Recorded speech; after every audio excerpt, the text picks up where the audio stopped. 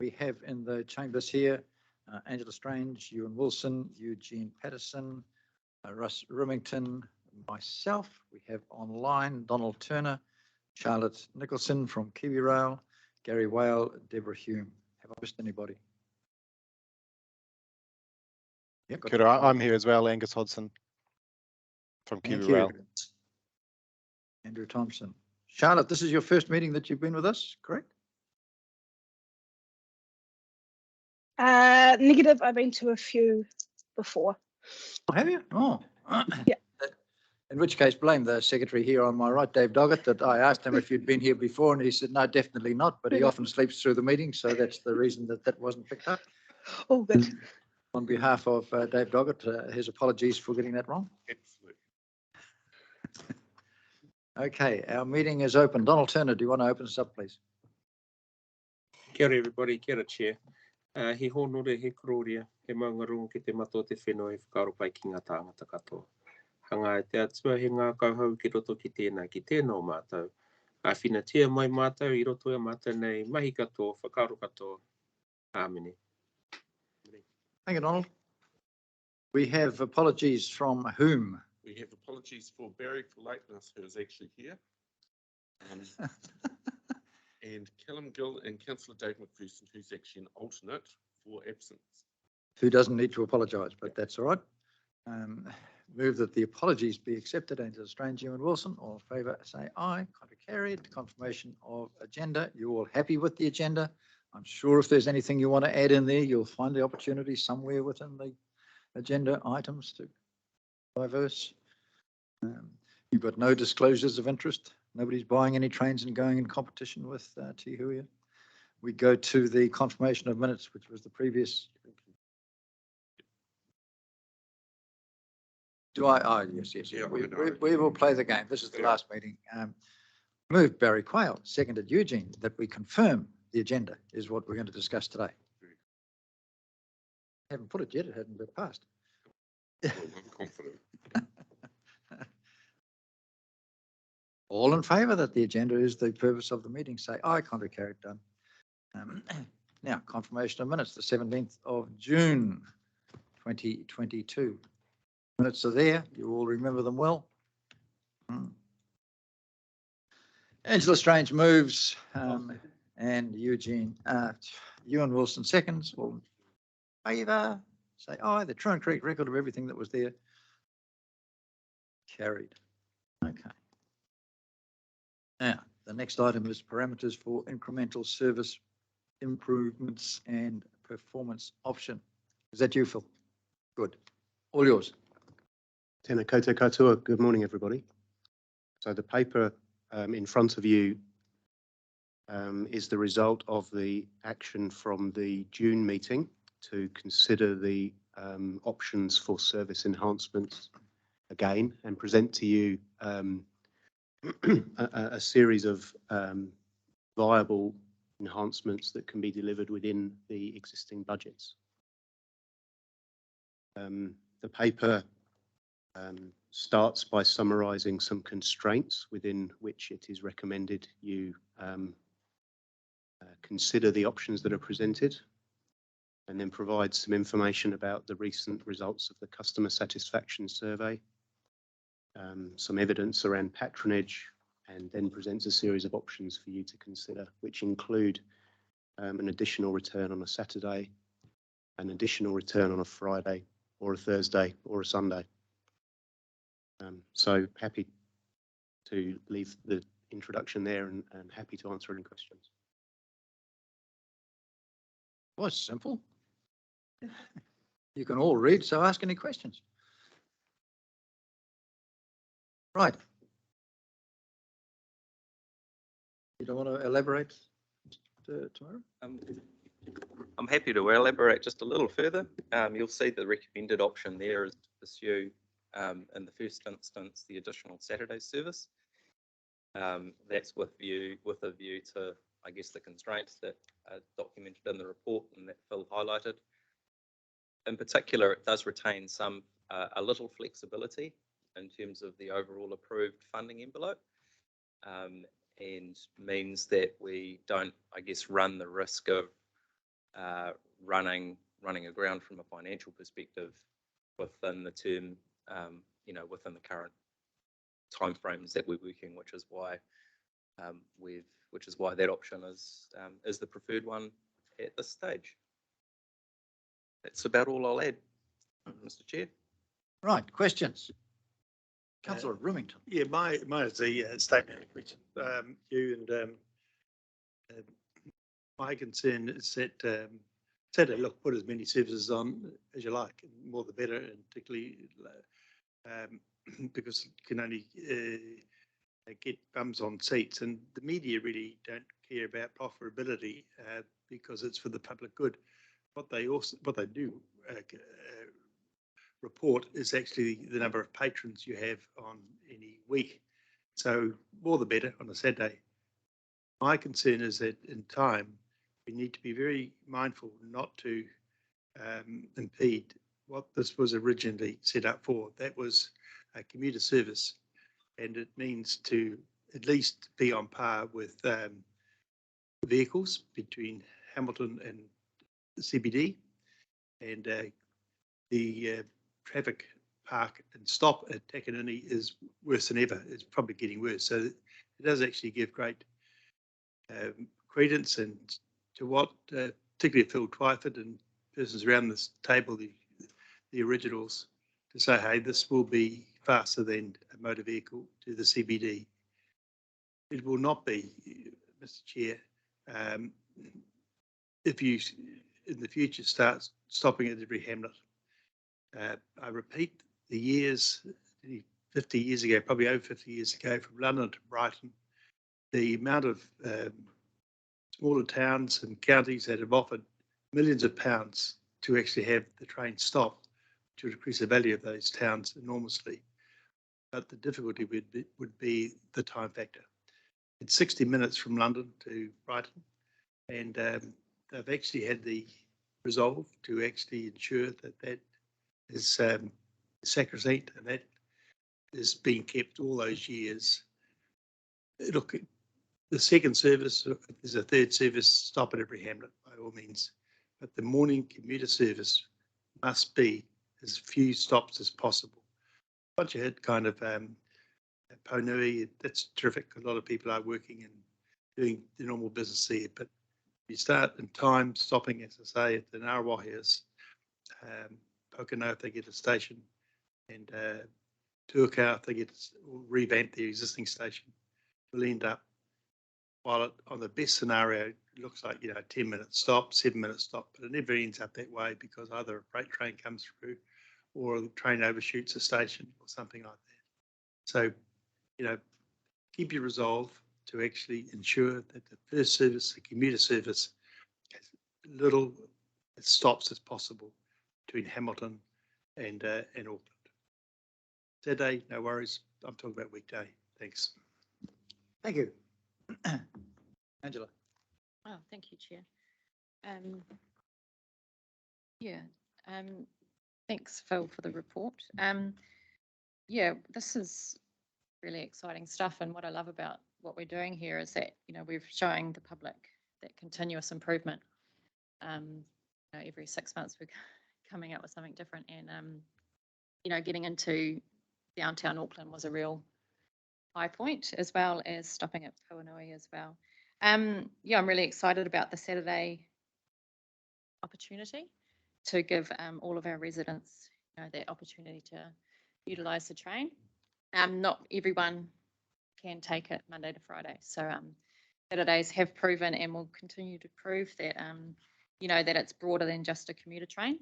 I accept Councillor Remington's points about making sure that the first and last service are nice and fast for those who do wish to commute. However, patronage has shown us that people are using this for more than just work. There's lots of leisure travellers, Super Gold, lots of families using it as well. So I think Saturdays adding in those extra services is really exciting, especially to get that Hamilton to Auckland travel, and just to give that option of a shorter day as well.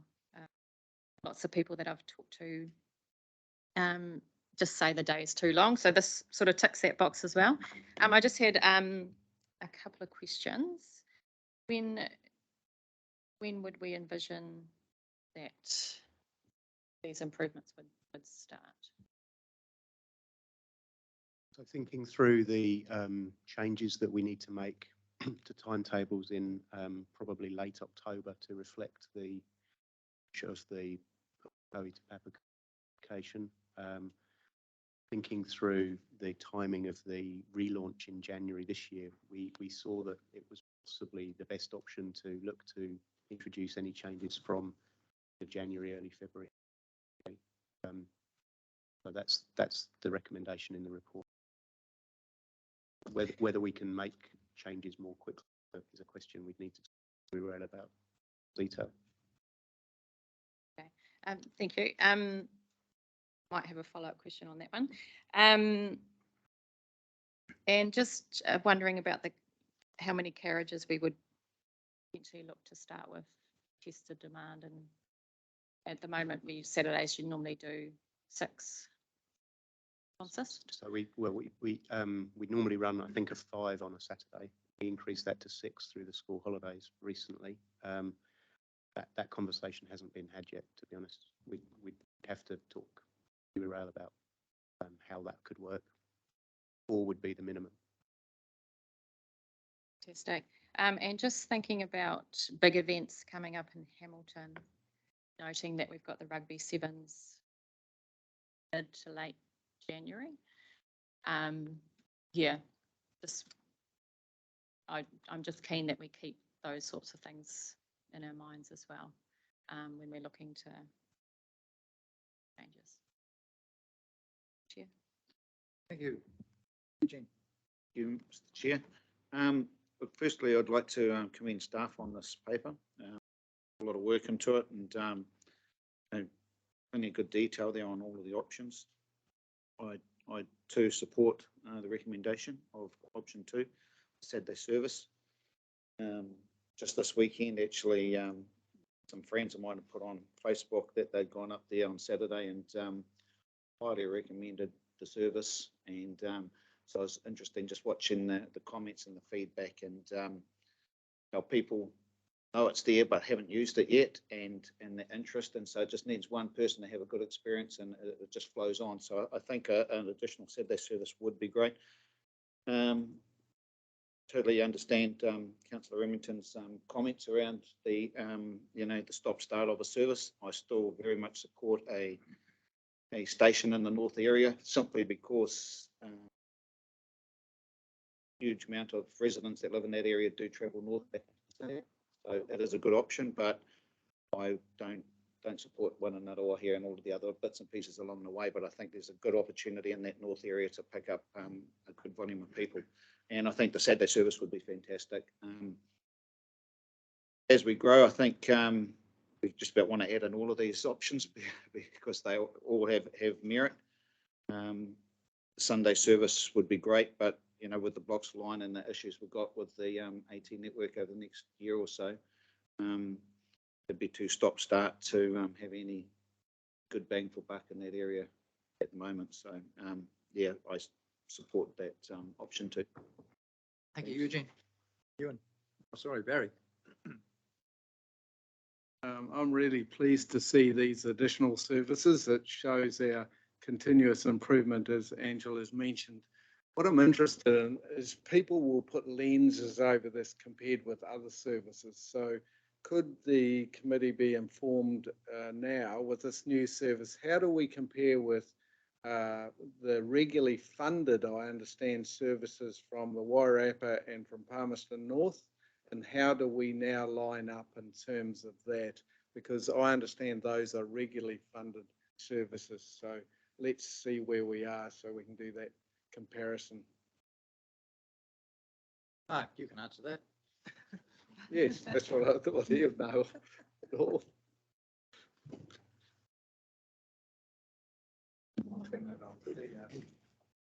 I'll borrow his so I don't disrupt the queue. Okay. Actually, I was not going to answer that directly because because I'm not sure what the timetabling is for the Capital Connect services, but I suspect my Kiwi Rail colleagues on the line will know, or even Deb, I saw her hand pop up, may know what the current timetabling is looking like for those services. Deborah, all yours. Welcome to our meeting. Thank you. I presume you mean frequency. So it's a one down, one up service is Capital Connection. One down in the morning from Palmy, one up at night from Wellington. And they're regularly funded. So where do we sit? They, from memory, take less subsidy than the service does. Yeah, so far's good. It used to be a fully commercial service. They used to self-fund. So we are really just picking up the difference through COVID and some other factors. So you will find that you are getting a lot more financial support than the Capital Connection. Wairarapa, is that? That's funded so their service frequency is a little bit more than what you have at the moment. It's online, someone can probably Google it while I'm talking. And it's funded in the usual sort of PT fashion. So more like the sorts of levels, I'd have to do the math, but it's at the sort of 51% sort of subsidy, I think, 50 to. So perhaps we shouldn't encourage. I wouldn't if I were you. I think you stand on your own merits. To ask the question, yes. Don't ask that question anymore. We're doing well, and just shut up and don't let the world find out. Got the message, yes. Ewan. Yeah, thank you. Just a quick question about Pukekohe and the potential of Te Huia for a period of time, trying to pick up some of the slack as a result of the work going on. What were the barriers, in your opinion, to that? Could you just remind me?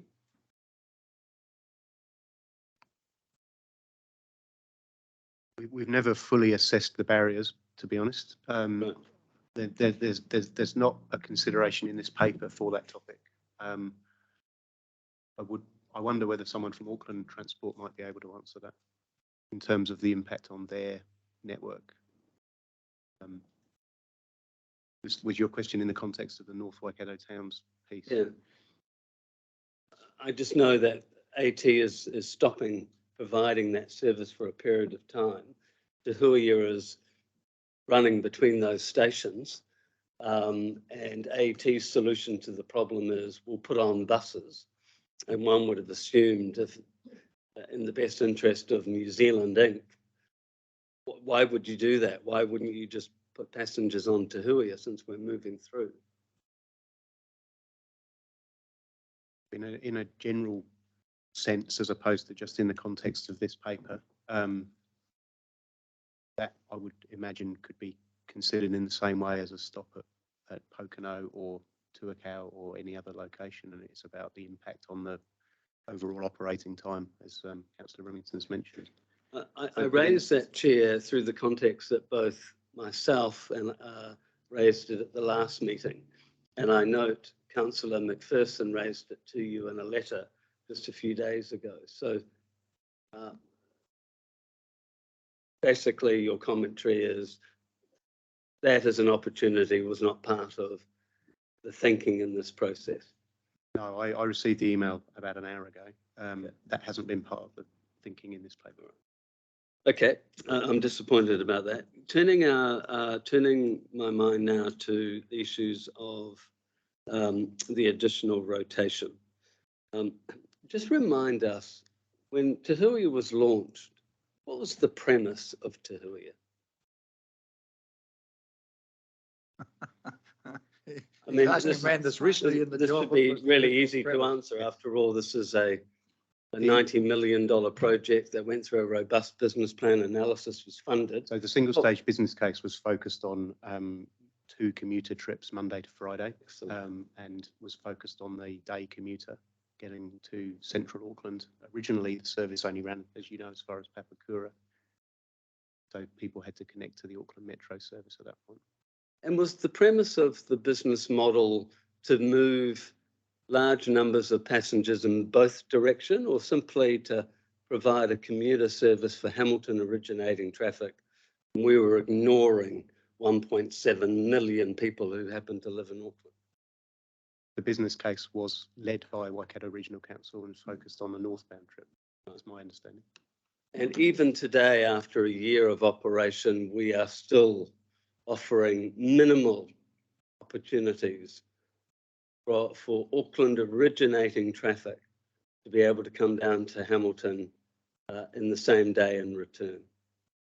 We are, and the paper notes that as a constraint and as something for us to consider, but the paper also talks about the investment that would be required to enable us to stable services and staff in Auckland for that first southbound trip. So it's a fundamental or significant change to the operating model to do that. Well, let's investigate that more if I could. So on your page 15, under additional revenue, under additional options of return, under 2, which is the staff's recommendation, have I read this correct? To operate an additional leisure-based service is $520,000 a year. If you were to add an additional return to Auckland on a Friday, enabling Auckland originating traffic to be able to come down and have a couple of options of a longer stay. Have I read this correct? It's 220,000, and that's for 52 weeks as opposed to the Saturday additional, which is only 40 weekends and likely to be less. That's correct, and that's based on numbers from KiwiRail, who've advised that to run additional Saturday services requires new staffing model. So Phil, I'm just a little surprised because your pre-narrative to my last question was one of the barriers to trying to provide more frequency for originating Auckland-based traffic was the significant increase in cost. But I think I've understood that, in fact, to offer a return rotation on a Friday that would target the exact market that we promoted we were after in the first place, and is at the heart of the proposal of Te Huia, is in fact half the price of the additional Saturday service. Yes, that's what the paper says. Thank you. If I could just give some comment, I think the cheese has fallen off the cracker with this recommendation. I think we've missed it totally. I think adding an additional Saturday service will not see actually a significant uptake. I think there will be a saturation point in the visiting friends and relative market on the Saturday. And I think we are turning our backs on an incredibly important market opportunity. If Te Huia is to survive, it's going to need to operate 7 days a week. And at the heart of the proposal will be its Monday through Friday. And we continue to ignore 1.7 million people living in Auckland. We're not offering them a solution to enable them to do meaningful return business time travel during the week.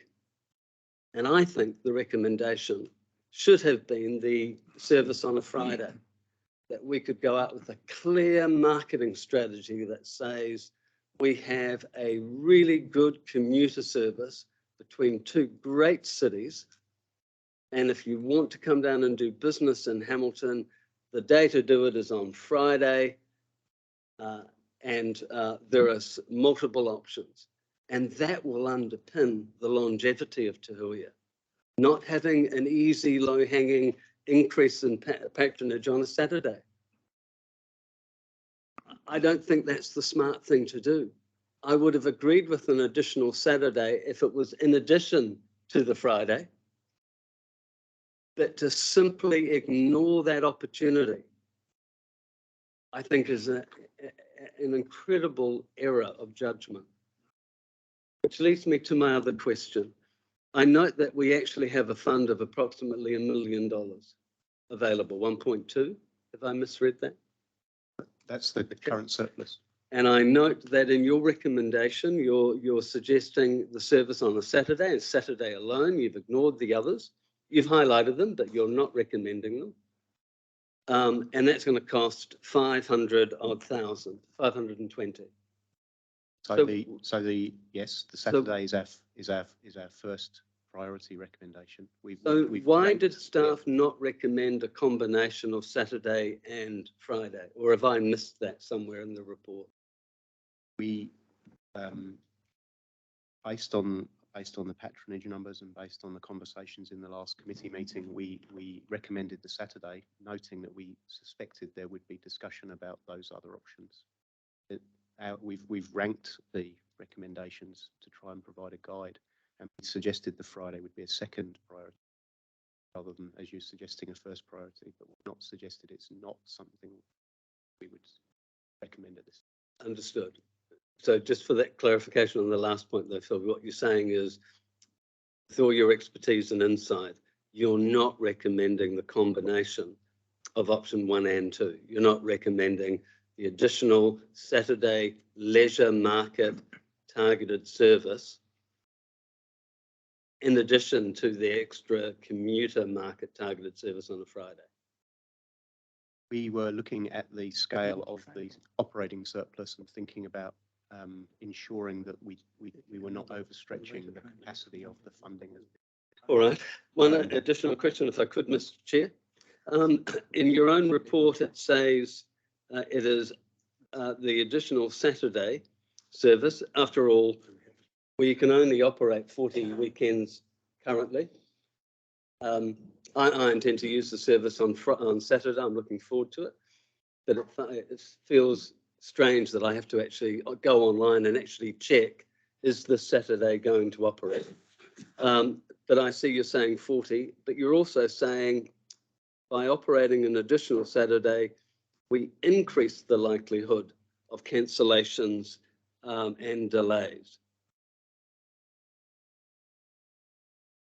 Is that correct? I'm trying to find that line in the report. It's under option 2. Extra service on Saturday will interfere with Auckland Super Saturday arrangements, the BOL, between current Te Hui arrival and departure. Therefore, potential for additional cancellations on weekends driven by project work. So we're already struggling to deliver a year-round Saturday service. You're suggesting an additional Saturday service, totally swimming against the current of the original business plan. And you're also now saying by doing that, there's likely to be less services. No, the statement there is around all Saturday services are vulnerable for additional cancellation. Specifically, this additional service. No, that's what I mean. It's even worse. So as a result of the additional service, we're going to be able to provide less than the 40. There is a risk of that, yes. Madness. I will not be voting against it. And as I said, the cheese has fallen off the cracker. This is inherently flawed. You asked a question early on. What was the original intention when this committee got set up? And the intention was to provide a commuter service taking the people from Hamilton to Auckland. At no stage in the original business case would it ever intended that we offer a service coming down from Auckland to Hamilton. That came in at a later stage when we lost all our customers. All the Fonterra, the District Health Board and the other people that used to regularly go to Auckland for meetings, that market disappeared. So we had to make a correction or look at where we could pick up a different set of customers. And we went for the leisure market. And we have always said that Saturday is something that we really want to bring in regular as much as possible into there. So Mr. Chair, thanks for that narrative. I think upon time you'll reflect on the words you've used, and you'll draw the same conclusion as me. It seems ludicrous to think you would operate any service, whether it was a commuter or a leisure-based service, and ignore the return portion or market opportunity. I don't know any bus, ferry, airline, rail service that simply says we operate asymmetrically. We just operate in one direction. We ignore the return journey. I mean, if the common sense barbecue test would be the average person would listen to that and go, are you mad? So if that's what we're saying, That's what we've always said. And no, again, no, no, I strongly disagree. I always felt with the innovative improvements of which I and others have championed, including finally getting through to the Strand, that was a no-brainer in the end. We just needed to convince Kiwi Rail to put the locomotives on each end, that we knew we would be enabling Auckland originating traffic. And if you looked at the original plan, actually, the Auckland originating traffic was part of the equation, but they were going to have to overnight. What we have seen from the data, once we gave Aucklanders the opportunity to return on the same day, the numbers are slowly building. And what I'm saying from a simple marketing perspective, that by targeting a particular peak travel day during the week, we could educate the Auckland commuter traffic and say, you can return, you have multiple options to return on the same day on a Friday. And what we're really looking for, Hugh, I think, above everything, is numbers. I don't hear the narrative about, oh, numbers only originating from Hamilton. Surely it's just bums on seats. We don't care where they came from. Or are we only counting bums originating from Hamilton? So in all the data we've collected, are we only counting Hamilton originating traffic? you know who we count. Everybody. Yes. And are we interested in everybody? Yes, we are. We're also Excellent. debating today. So Yes, where why the are we priorities. ignoring 1.7 million people? Thank you for your comment. I'll go to Deborah Hume.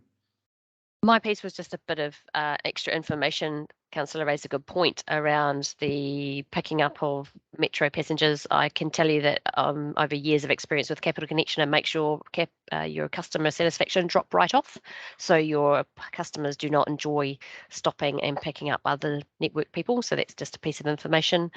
And then the second one is a fair question around the Saturday service. One of the possible issues is cannibalizing your market, so you don't get especially more humans, they just move their journey to a different slot. Exactly.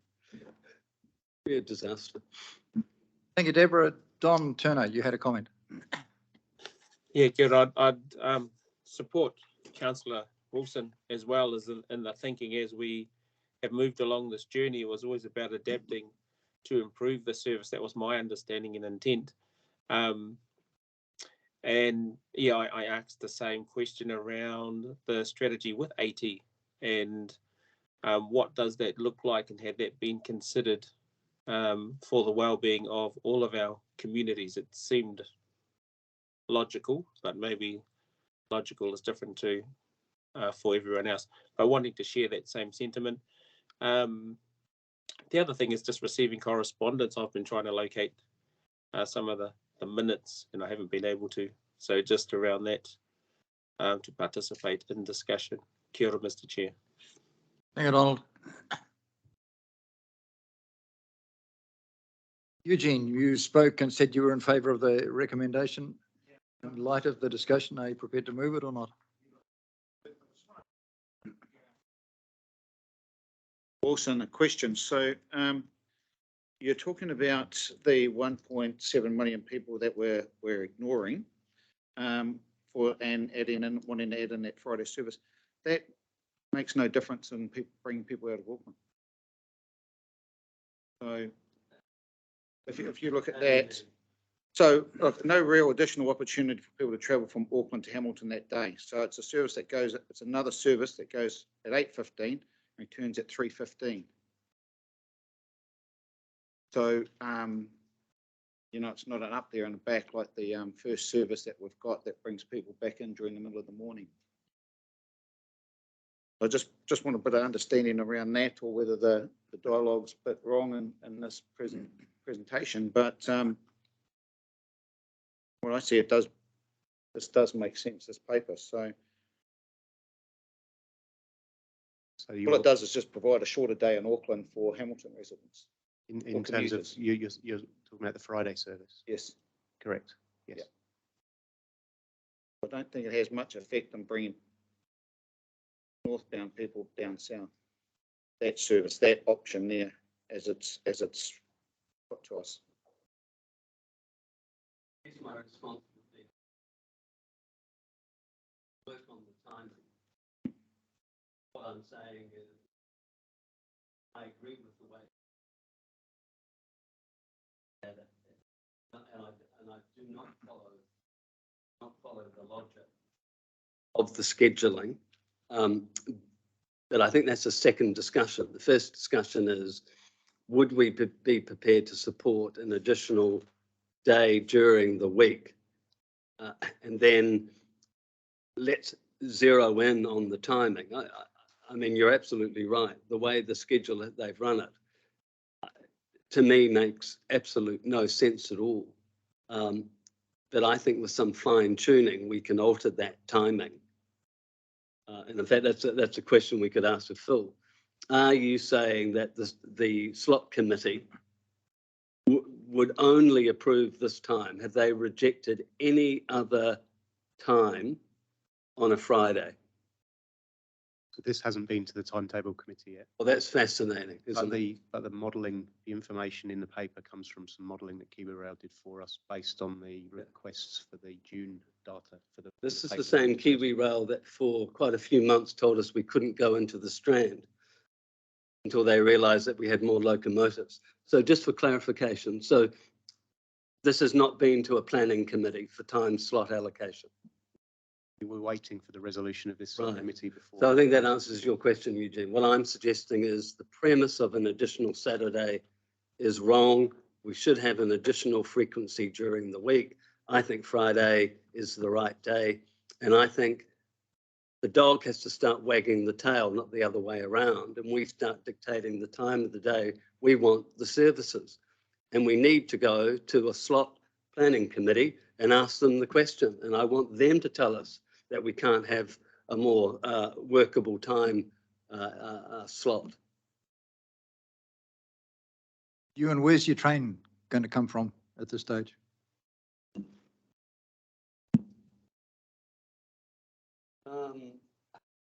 Where's the train going to come from? What do you mean? You want a later trip from Hamilton to Auckland. At the moment, you've got one train going up and back, up and back. You want a later leaving from Hamilton. Where's that train come from? We have, correct me if I'm wrong, we have 2 full consists. Well, in fact, don't we have 3?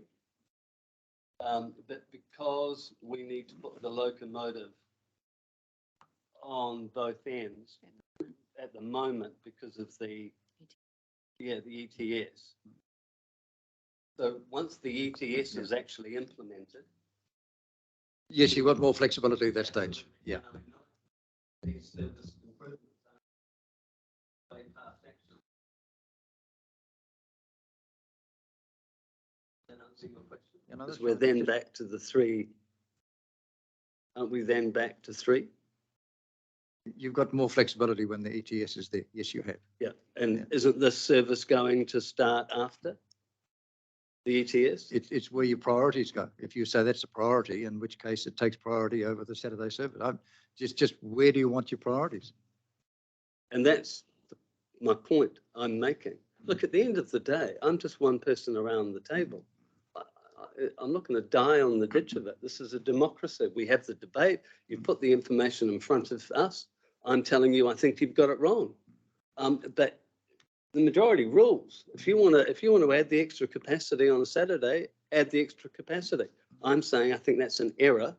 You're both, Eugene and yourself's counter argument is, well, where are you going to get the train from? Well, I've answered that quite clearly.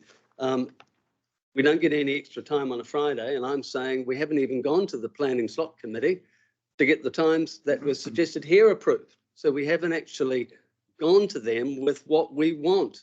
We want a Friday, and we want that to enable originating traffic from Auckland to be able to come down and spend a slightly longer day. Tell me you can make it work. I'll put your question to Gary Whale. Gary. Thanks, Chair.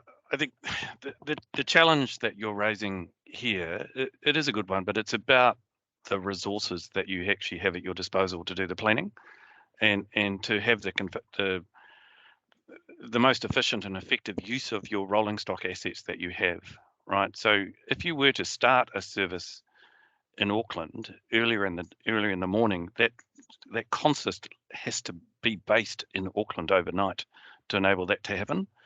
And then you could do that. You could, but you have to base it and stable that consist in Auckland to begin with, and then down to Hamilton you go and back. The challenge is you can't do all of those things together, and so I guess the proposals that we've put forward here are balanced around the constraints of the assets, and that is the most efficient use of the assets, doing it that way to serve the Waikato market first.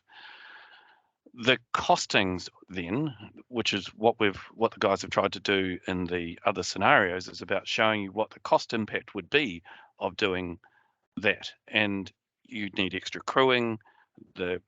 All of those dynamics change in terms of the planning. With respect to your question around the timetable committee, first of all, you don't use the timetable committee to run scenarios. The timetable committee is more there to approve or otherwise a proposal, and the proposal that you're actually putting forward. So will that proposal you're putting forward actually physically work from a use of assets and a budget and markets and the balance, all those sort of things that you're doing in planning? Will that timetable that you're proposing, will it work? Is everyone happy with it before you send it off to the timetable committee for endorsement? That's how the process has traditionally worked. So yeah, I just think it's about one, you have to think through the efficiency of your assets and the directional flows that you're trying to problem solve for. And that's what I think the guys have done in terms of the presentation we've put forward. It's using two consists after ETP. One consist is doing 2 returns a day, and the other consist is doing a single return a day. If you had the combination where you're trying to start earlier in Auckland, that train set, one of those train sets actually has to start its day in Auckland, or you're going to run it up overnight and you run it up dead, and that's going to cost money, etc. So, there's all those trade-offs that have to be balanced when you're trying to set the timetables up. Hopefully that helped. Thank you, Gary. I've got a question, if I may. Go quickly. Yeah. Thank you for your planning. For a Friday, when you were doing the analysis, what timings could you deliver if we didn't have a consist overnighting in Auckland?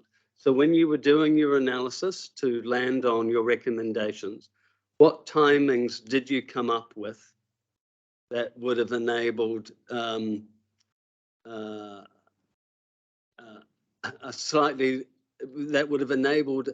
originating traffic on a Friday to be able to return on the same day?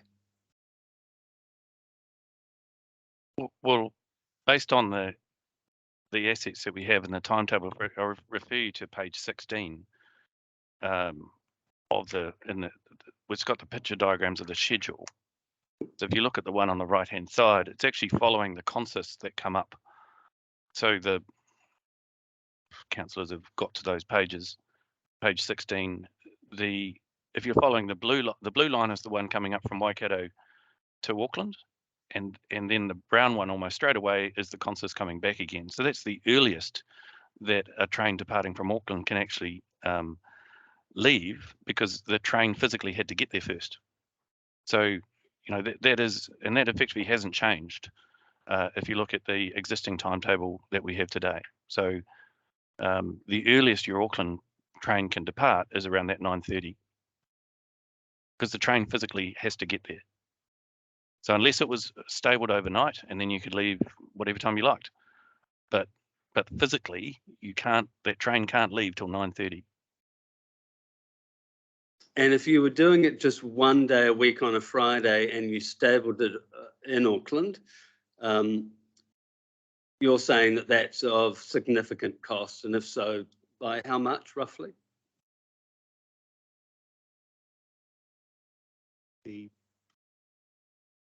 That is listed in the constraints table without a number on it.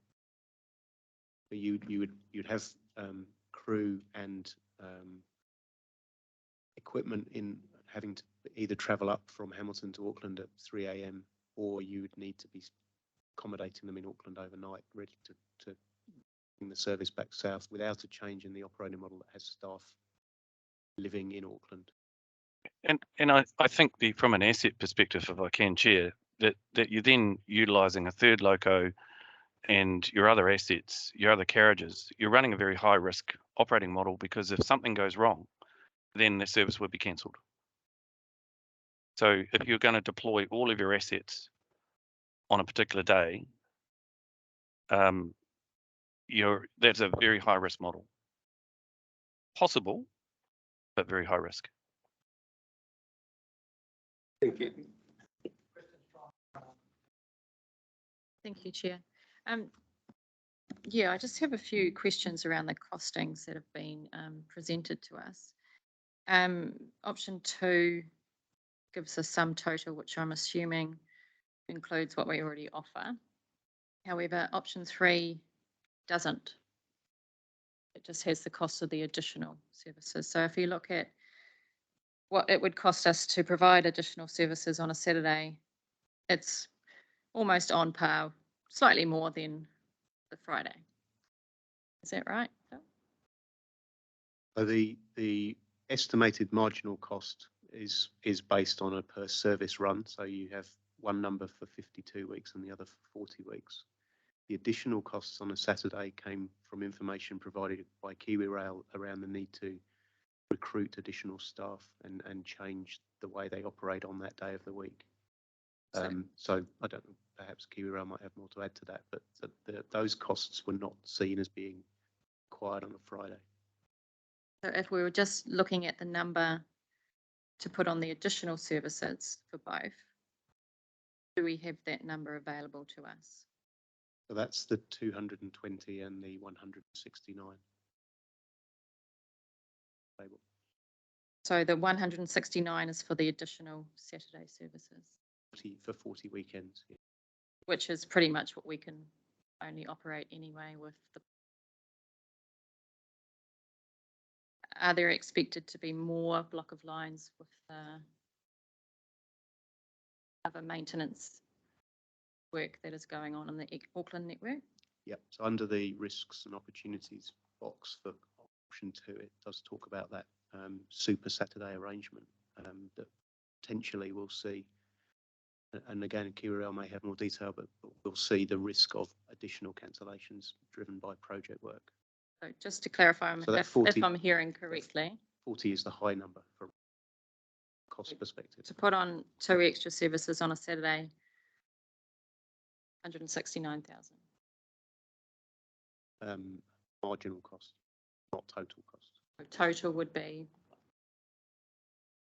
Yeah, for 2 extra services, Yes, or for the 4 altogether? that's the additional.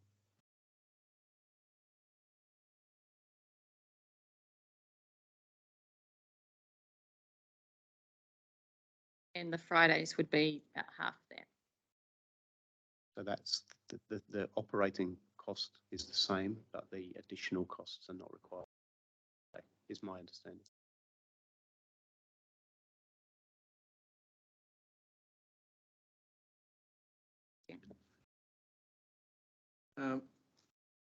What I've seen coming from the outside looking at this with a fresh set of eyes, Gary mentioned a number of things I was going to raise, so thank you, Gary, for that. What I see is a lot of moving parts and a lot of change and risk than what was envisaged with the original business case. You know, we've had COVID come in, there's all sorts of other issues that have come in, faced with Auckland doing a lot of maintenance. So there's all sorts of things being thrown in left field, right field. It's quite a different matter now.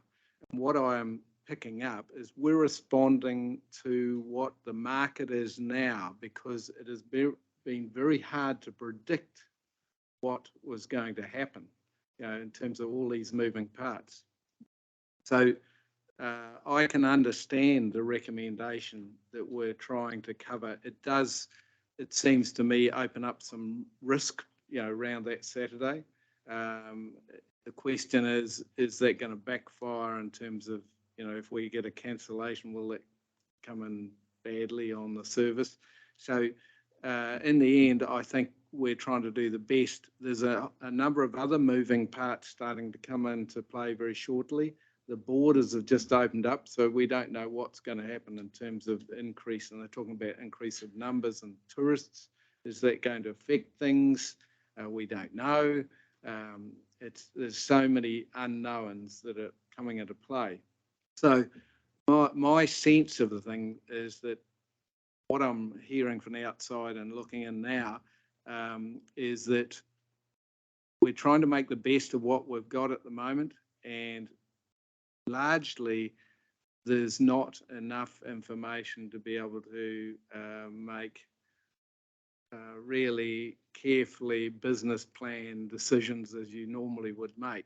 So maybe it's time for some looking with what we do know now and scoping things.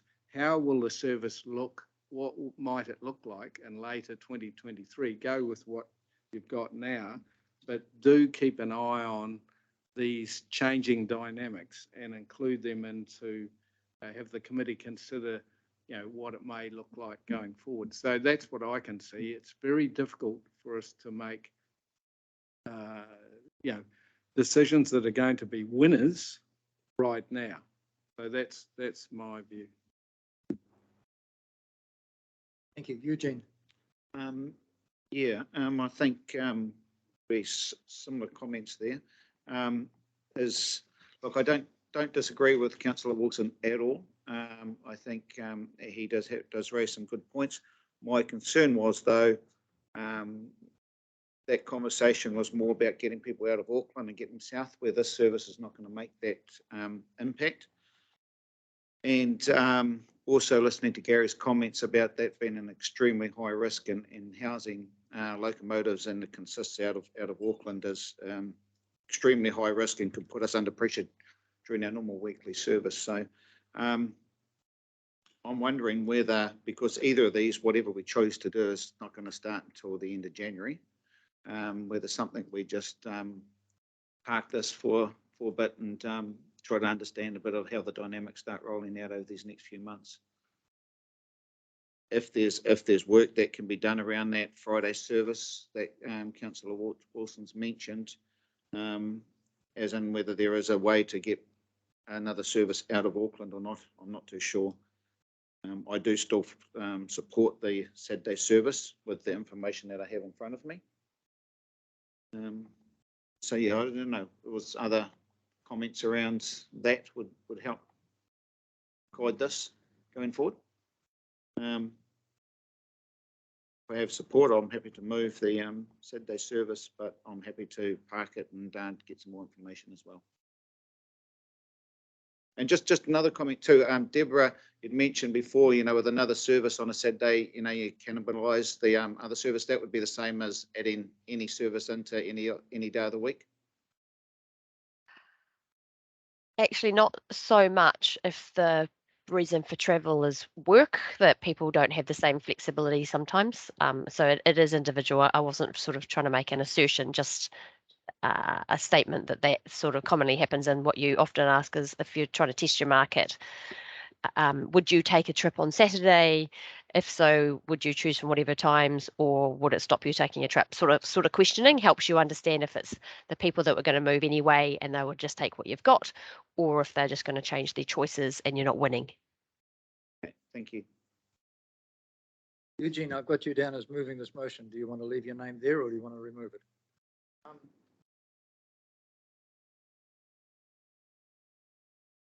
I'll remove it. Okay, we have nobody moving, seconding. Russ, I've got you next. Thanks. I say, Mr. Chair, that I applaud Councillor Wilson. It's great to come into a forum where councillors aren't just head nodders, where they're thinking, they've done the research, and they come up with options. That's what council is all about, or it should be all about, rather than just saying, oh yeah, staff know best. They do. They're great. You've done the work. Don't get me wrong. But we are here also as governors to say, hey, can we test it further to see whether we can even get more from what the service is about. This service has been, I don't say controversial, it's been exactly the opposite. It's been leading edge of where the pundits, particularly the right wingers, have been right against the service from day one. You've got the Chamber of Comics that actually do a survey that's biased, it's wrong, because they don't even talk about the carbon footprint levelled at 50. We get 50 persons a day, and we're actually above that carbon level where we're saving. They manage to conveniently forget that. So this is a Chamber of Comics. So we have been under the pump. But this council and this organisation here have stood firm, particularly under our Chair Hugh. So don't get us wrong when we are kind of testing and to see whether we can actually continue to improve this. Because I can tell you this, next October, that's 12 months' time, 18 months' time, there will be a new government. It will be a landslide. And this service will be under scrutiny. If you watch, I think we'll be the next Prime Minister. Talking on the Q&A, he gave 10 minutes on the Huia. Unheard of. So, you know, and Mike Hoskin, I mean, he's only a reporter, but they are influencers. And certainly Luxon is going to be more than influencer. He will be a leader. So my view is we've got to make certain we get the numbers, not the profitability. We can massage the figures. But we've got to get the bums on seats, like Councillor Wilson said. I believe that the Saturday is a cracker. It's a great idea. You've done it. And I think that is, as Councillor Wilson said, the low-hanging fruit. And I totally support it, Eugene. That's going to be great. But can we just kind of throw the ball, a bit like the Team New Zealand yachting, a little further to see whether we can actually, you know, get our patronages numbers up.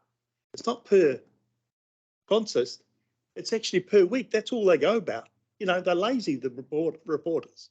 Hey, well, how many patrons did you get per week? Not per consist. There, as Councillor Wilson said, there are 3 consists. And a bit like perhaps the Battle of Britain, where you've got to have some in reserve. But then again, we've got to push and throw the ball out as far as we possibly can. And surely we can, and it's a Hamilton base. The staff are here, they've got their accommodation here, and that's how it runs, and it runs no doubt very well. I'd just like to actually go with the Saturday, but I want to also test to see whether we can actually get that consist up on the Saturday morning, because it's an hour and a half, and the staff would still be here in Hamilton. There'd still be their accommodation here, and it doesn't have to be stabled over in Auckland. So probably not a bob both ways, but I want us to test to see whether we can tap into that 1.6 million peoples in Auckland. And when Barry said quite rightly, we've got, as from today, the tourism's opening up after 2 years of lockdown. It was the most closed in the whole of the Western world. And tourists will come down, I think, on the Friday, and will enjoy the Hamilton Gardens, and they will enjoy Hamilton, because we have actually had a mental block that we're just a Hamilton to Auckland service. We are both, and we have got a big market up there. I think we should actually test that market, not buying new rolling stock. We've invested $96 million in it, in rolling stock. Let's see whether this group and ideas that have been expressed today of to see whether we can have that Friday. It's already chocker, isn't it, Barry? I think your daughter goes on a Friday night. It's standing room only on the Friday. But, you know, we've got plenty of carriages. How many carriages have we got? 12? We've got 12 carriages. You know, let's fill them. I like to test it. I like to throw the ball as far as we can. Thank you. I'll take Ewan, Don and Angela.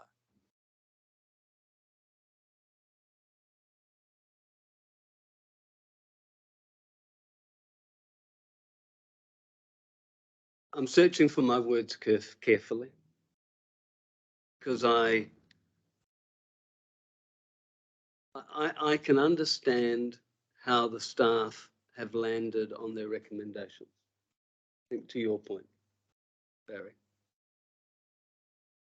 And I've been in environments before in my career where ops, I'm calling ops as Kiwi Rail, have articulated the narrative, look at your staff, look at your assets, how you're going to move them with. And I understand that narrative too.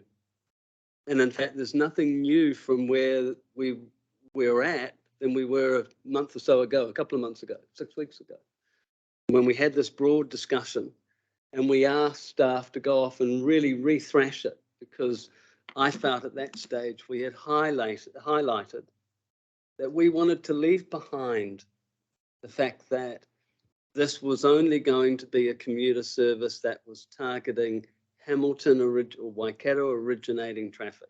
We wanted a broader proposition, because we all know, and I think if you all take 5 minutes and reflect on this, we all know that Te Huia's success is going to be on the basis that travellers, whatever market segmentation, commuters, VFR, visiting friends and relatives, we need to have them originating and returning from both ends of this proposition.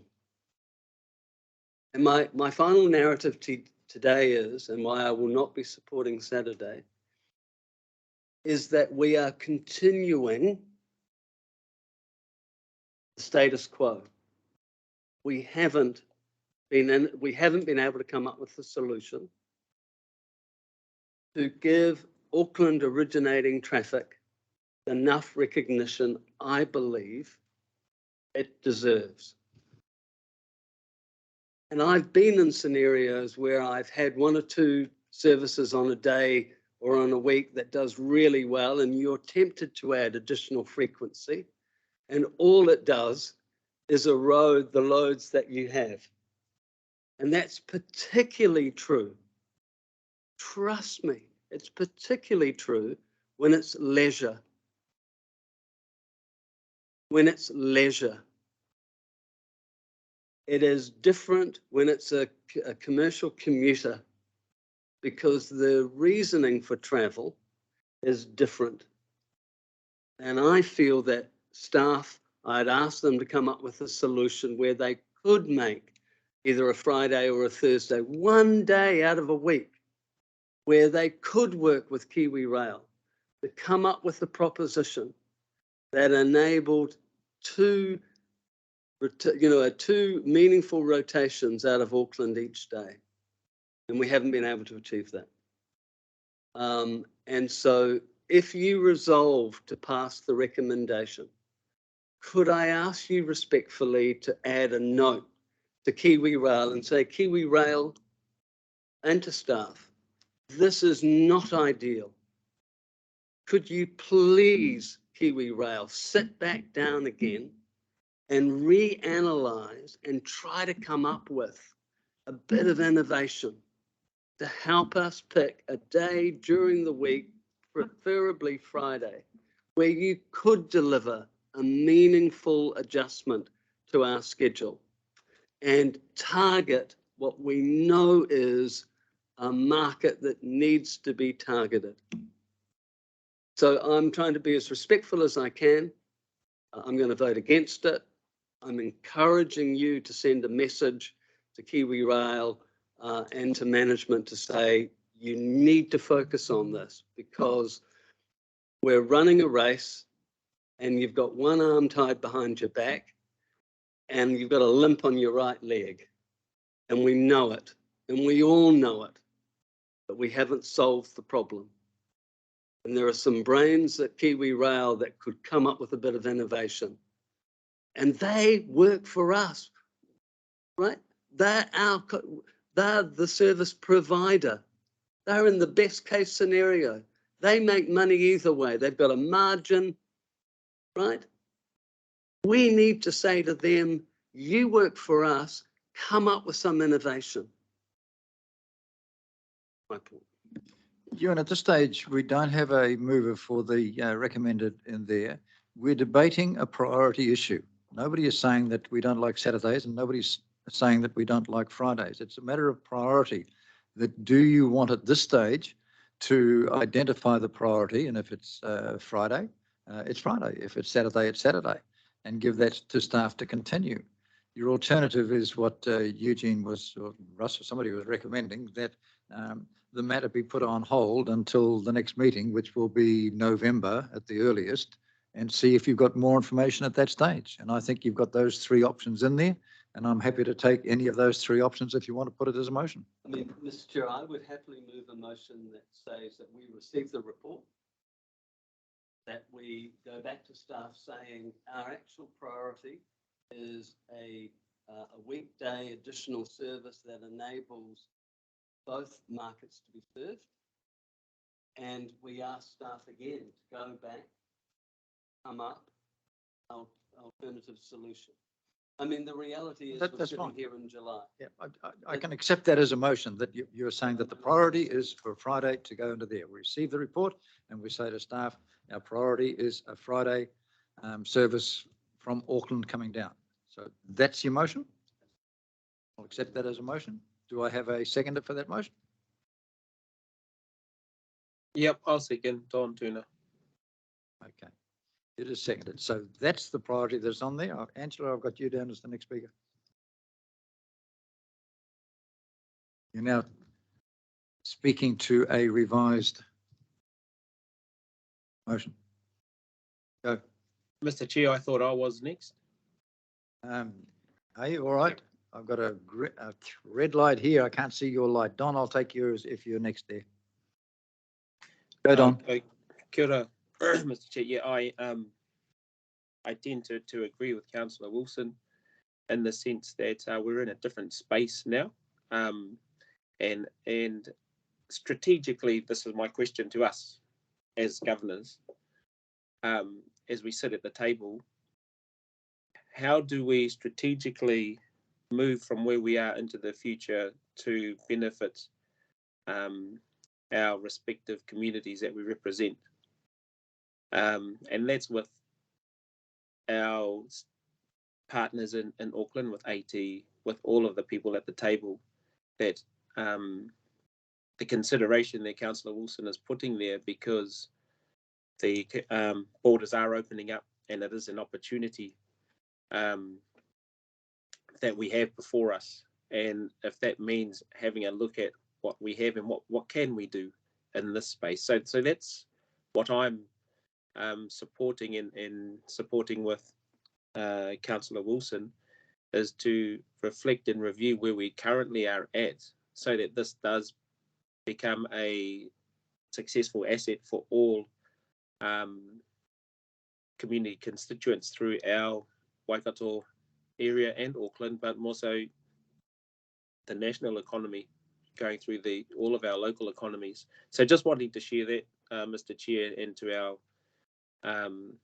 our committee here, as strategically, how do we look at where we are to move forward for the benefit of everyone, and using our skill sets that are with us at operation level as well. So kia ora, Mr. Chair. That's what I want to share. Thank you, Don. I understand your concerns. Angela. Yeah, thank you, Chair. Yeah, and thank you to everyone for their contributions. Yeah, I agree that we want the best for the service moving forward, and I'm not anti-Friday, pro-Saturday. It's just a matter of getting those true costs. So if we were to house, the consuls up in Auckland, obviously that's additional expenses, and for staff as well. Yeah, I would support what is up there at the moment, and wait till we get those true costs back. However, noting what the chair has said about the timing, yeah, I think it's always good to communicate to people what that we are looking at continuous improvement. And yeah, I just yeah, I would hate to see it delayed until past January. But if that's the way it has to be, then that's the way it has to be. Yeah, I'll leave it to someone else. Thanks. Thank you. Russ, your final speaker. It's the question, Hugh.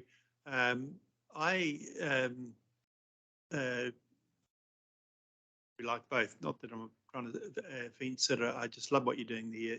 And there is a market and we need to sooner than later actually tap that market. No question on that. But obviously there's been concern or identifying that there could be further potential for Saturday. Can we do both? That's the question. Secondly, may I make a comment in regard to the consist? That please look at the option of taking that consist up in the morning. I'm saying that to Kiwi Rail because that will save, I believe, from the cost of running that train, the accommodation and the familiarity without having to stable that unit in Auckland, plus having the accommodation, hotels, etc. I think that might be unfortunately a killer. So the question I'm just saying, I think when that paper comes back, I still would like to see, hey, can we also run that Saturday service? We've got to utilise the $96 million like your tractor on the farm. You've got to get it out and work it. And same with these 3 damn trains we've got. We've got to utilise our assets. And this, I think, could be a great way to better utilise it now that we're out of kind of COVID situation too. So I'm saying, yep, our first priority, we identify that that Friday, but timetable committee, Ewan, that's not their highest in their priority, unfortunately. With AT, it's low in the priority. But I'd like to see both with a paper that comes back in November. Those that are sitting around the table to view it. I understand what you're saying. However, at the moment, we have identified that the priority is for a Friday service leaving from Auckland and servicing that market. I have a mover of Ewan Wilson. I have a seconder of Donald Turner. I therefore will put the motion. All those in favour, please say aye. Can you just mention something? Are you going to affect my motion here? We can start again for another hour.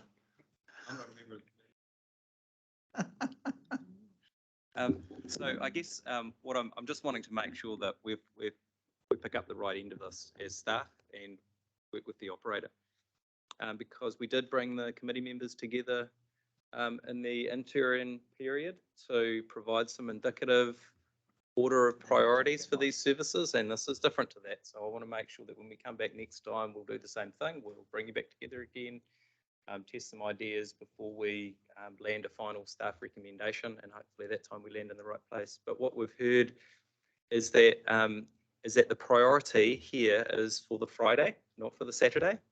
That's what I've heard, and that will include, as part of those considerations, these matters here. I think the gap in the information that perhaps might support further consideration would be this issue of what the stabling costs in Auckland would look like if we add that to the Friday. So I just wanted to make that final comment to make sure that I see everyone nodding. So we've got our starting orders. Thanks very much, committee. Thank you, Mr. Chair.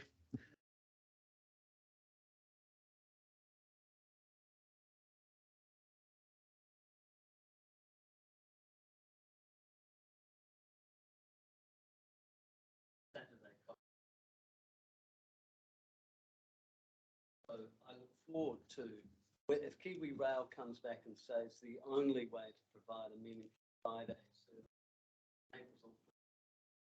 is through stapling one. Can't come up with. I'll be astonished. Quantum brings it anywhere near current quantum. Right? Because it's nearly double for 20% less. Right? 520,000 for less than 40. This is 220 for 52 weeks. I don't think Mark's arguing with you. He's just trying to clarify that the previous. But I just wanted to make sure there was a balance in the narrative. You don't really want to speak, do you? Halfway through putting the motion.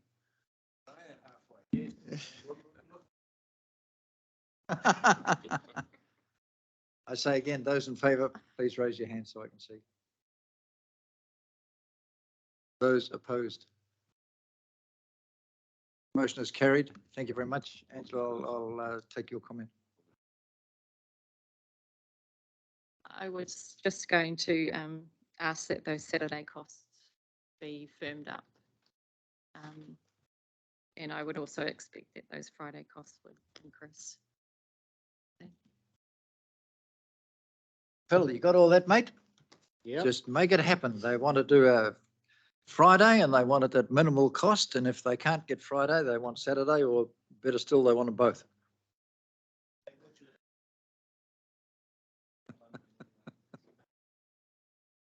Just say, yes, I'm happy to provide all the information. Thank you very much. That deals with that. I thought that was going to be a 2-minute line.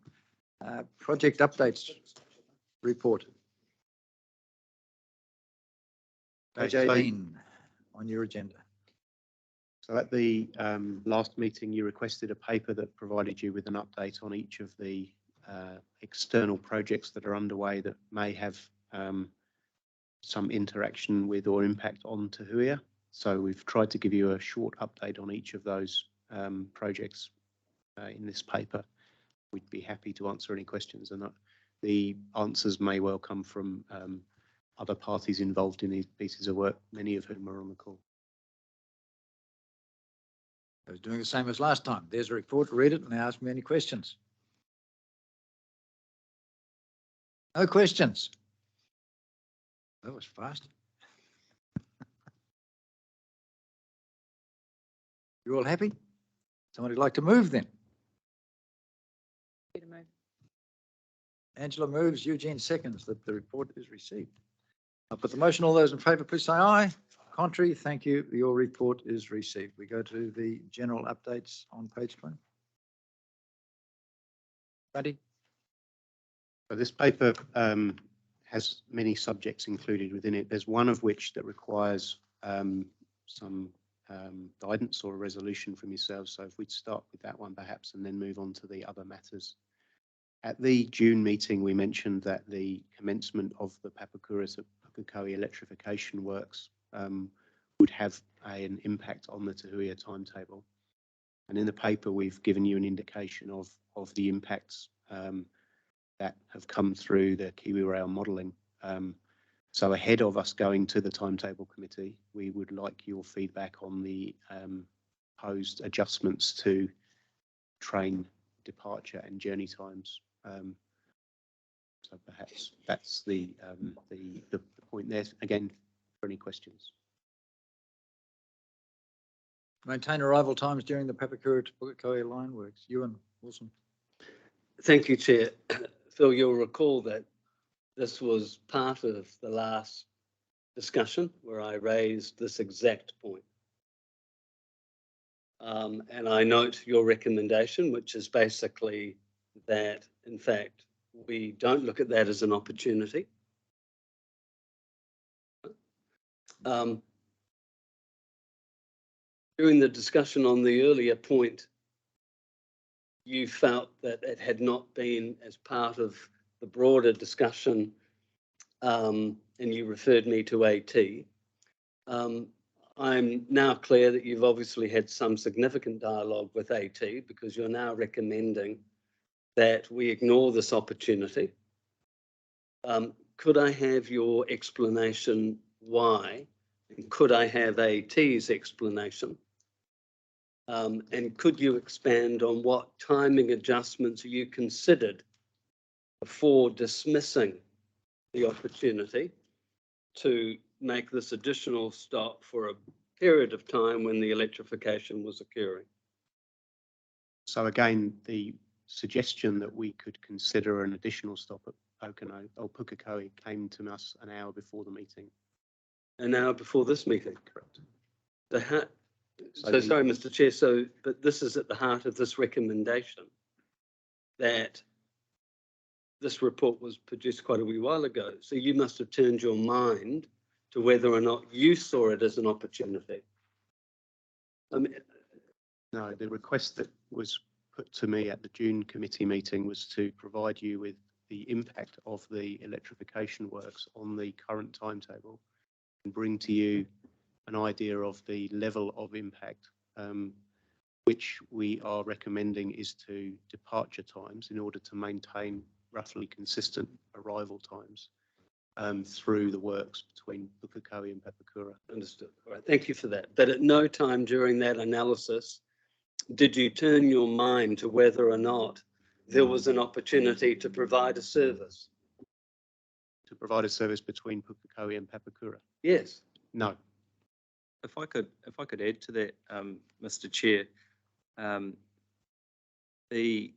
while we haven't considered it directly as part of this, the matter has been discussed with Auckland Transport, and there is no appetite at present from Auckland Transport on whose behest we would have to operate within the Auckland network, much like we had negotiated access to Pahanui, and we have not had any. There hasn't been a positive response to that proposal. We don't have the detailed rationale for that. It has been discussed at times, but we'll be happy to provide an outline of the rationale for the challenges associated with stopping at Pukekohe for the committee. I understand, I could be wrong, but I understand that I know we received an apology from Damien Flynn. So, Mr. Chair, a procedural point, if I could.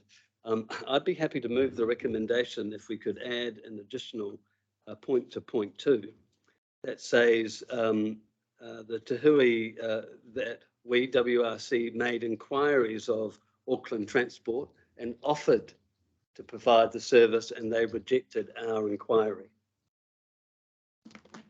Because what you're telling me is that we see the opportunity, we've spoken to them, and that AT in their wisdom have chosen that that's not what they want.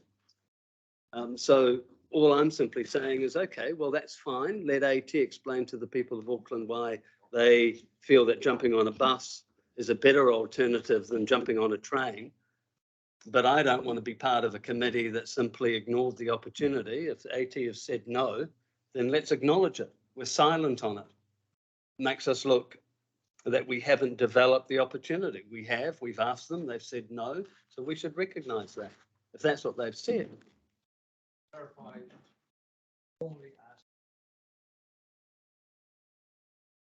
Well, in which case, Mr. Chair, I would move that this item stands to a further meeting, one of extraordinary status if required, and we write to them and we formally put to them, and they can formally reject it or approve it if they so require. I can include that as is that offer the service from Te Huia going into Auckland to AT. Yeah. You will then get an answer, yes or no. Yeah, and I think so. I don't think I think we should do that, because I think it's in our best interest and in the best interested in New Zealand Inc. that we offer this.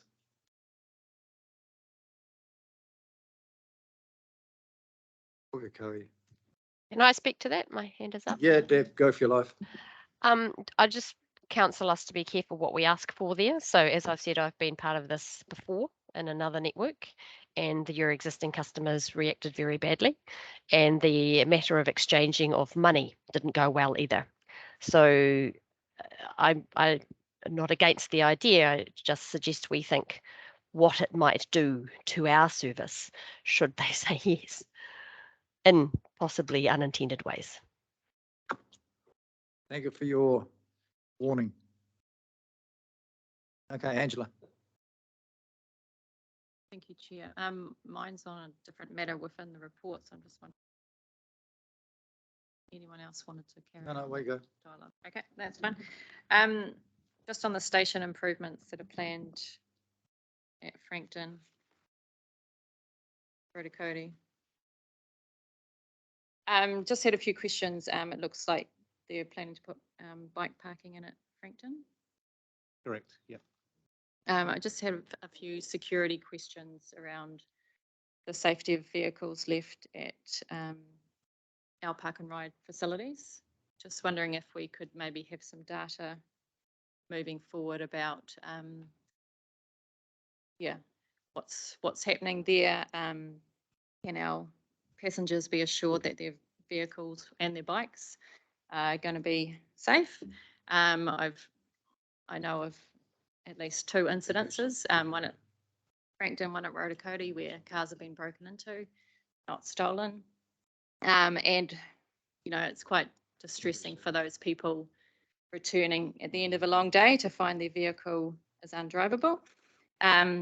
Not to mention the excess that they need to pay on their insurance to get it working again. So yeah, just really keen to see what City Safe is doing within that, and data coming through from police of records of those incidences as well, and maybe what we could do to improve that security of passengers as well.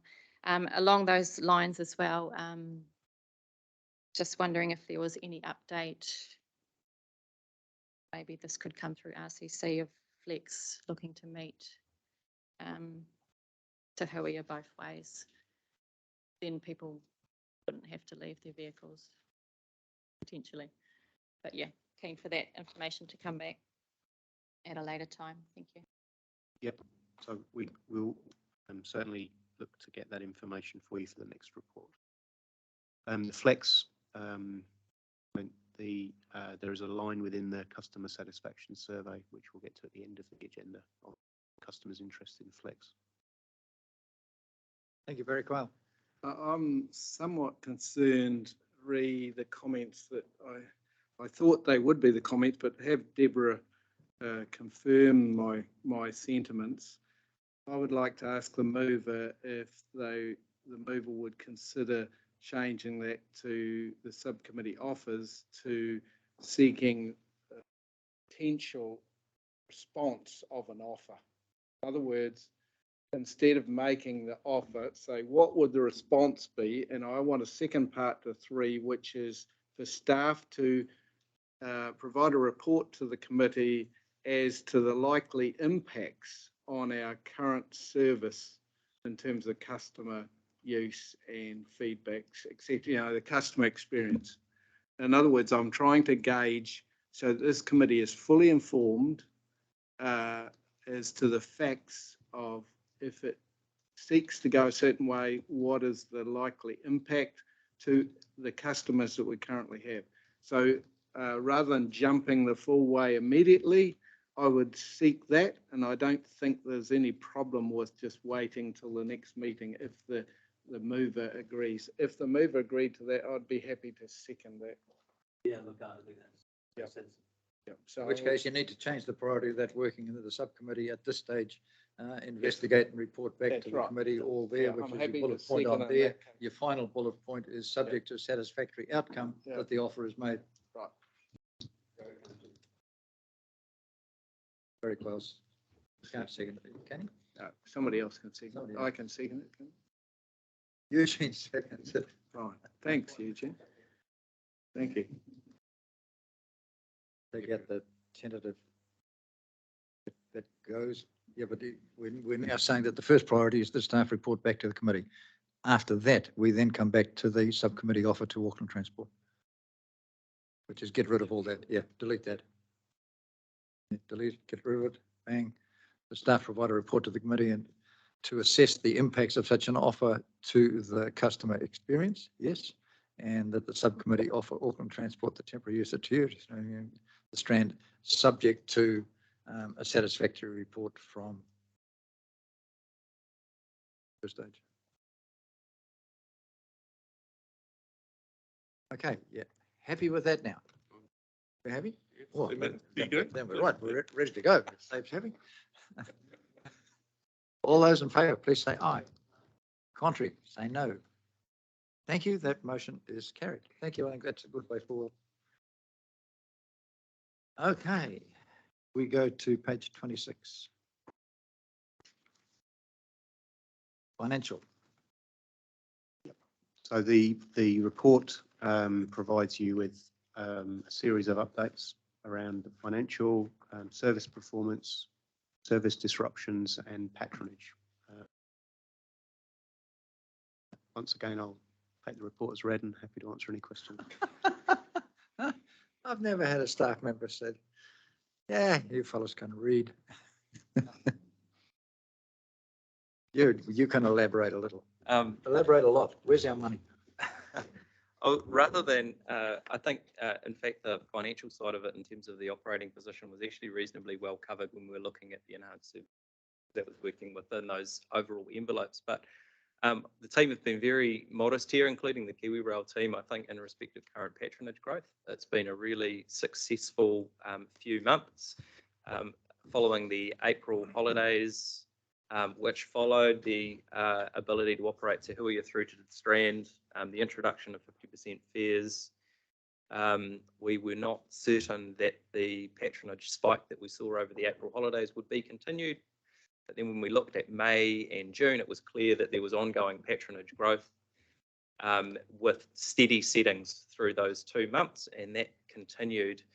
That has continued, and then with another really significant patronage spike, which again broke some of our daily patronage records and made us very relieved that the team had taken the initiative to add the additional carriages onto those holiday services to make sure that we were accommodating people comfortably.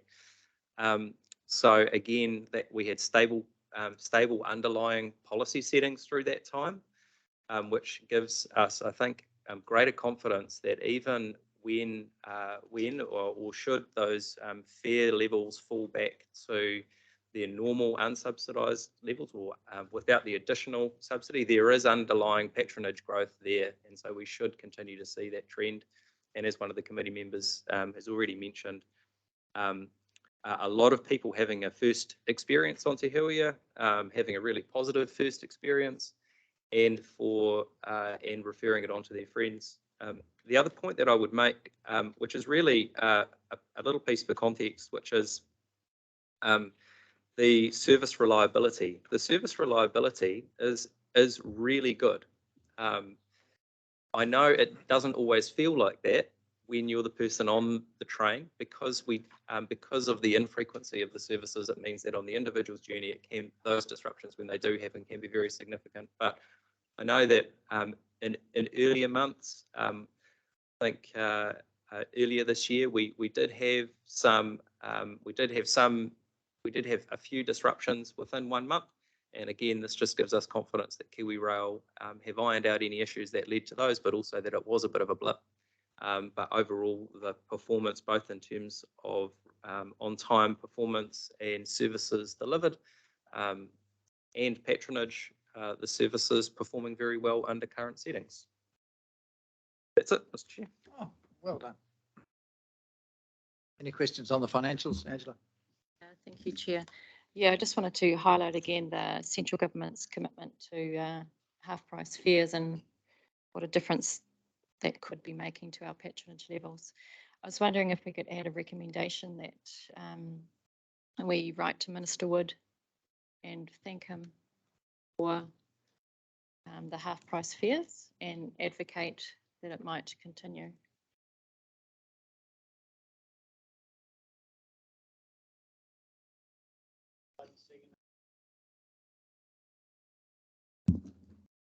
Let the committee write to the Minister.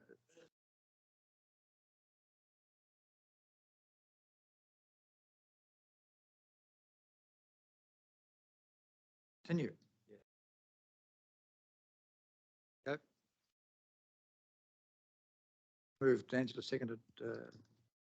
Russ? Any seconded? No, I can't second it, Russ. No, you're not allowed, Russ. You've got speaking rights, but nothing else. Eugene seconds it. Okay, so the financials are received and we... Chair, Deb has her hand up. Deb, go. Well, I just wanted to compliment the group. We don't talk about it enough, but the fact that we have had such high, I will recommend the service is fantastic. It's really great. I think that those are the ratings that you want to see. There's ups and downs across the other stuff, but really that's the one you look for in my view, because those are your promoters. So good job. I was really pleased to see this info.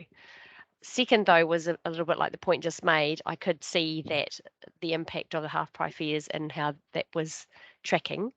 And I think as a group, we do need to think about our letter aside, which I'm sure he'll take into account, but he's got bigger things on. What happens when the current signalling is that those fares come off. So I've seen his responses to some of those letters before, and he'll say nice things, and then probably that they are still expecting the fares to go back in time. And I think we still have to find a way to react to that.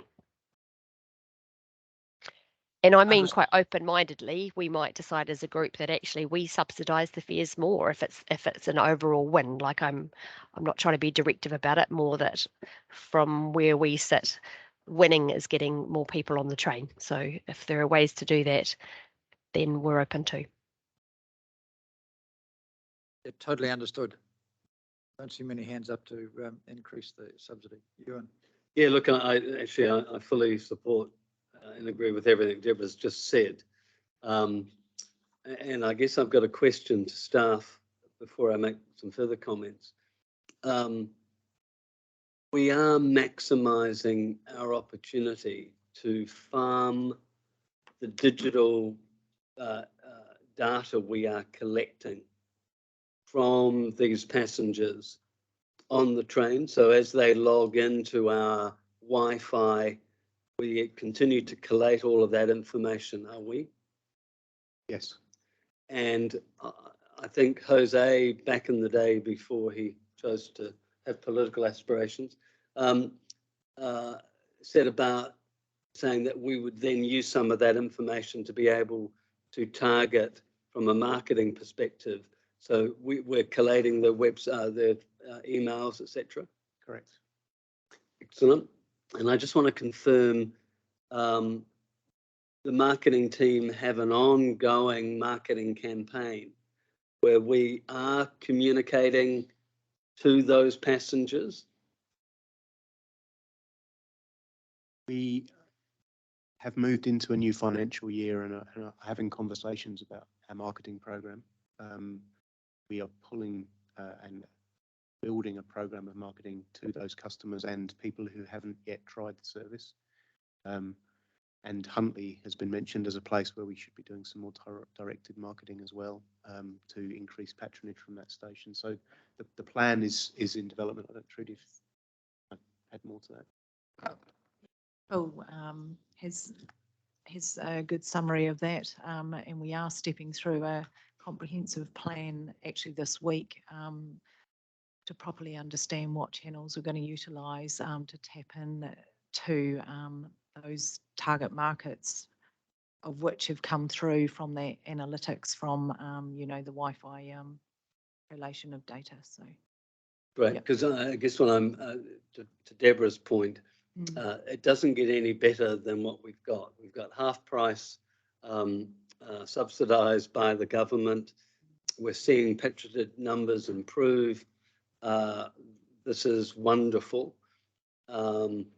We've got to be very focused on our marketing post the likely reduction of subsidy. And at the heart of it is organic growth. So that's nurturing and farming those passengers who've already used our services. Because in theory, we're a commuter / leisure operation. And so they'll travel again, right? And it's much easier to keep communicating with an existing client who's experienced our service. So I'm hoping that when you proportion your marketing, that you allocate a meaningful amount to the organic growth of your database, because that is going to be our most useful tool come February when we lose the 50% reduction. And if I could just quickly comment, because I'm quick to throw bats at my friends at Kiwi Rail. The performance data is pleasing, and as the operator, they should be congratulated for doing well. And so thanks from me for the operational redundancies and reliability that they've got in place. So, do you want to take it further and have a further statement to this resolution that the committee also writes to Kiwi Rail CEO or Chair? Absolutely. Recording our thanks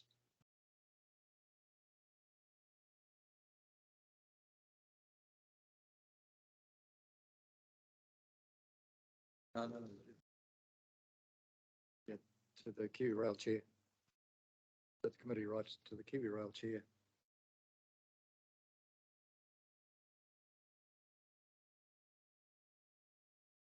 Thank them for the positive way they have managed the service. Eugene, you happy with that going in there? It's a positive way they operate. Liability of slightly celebrating.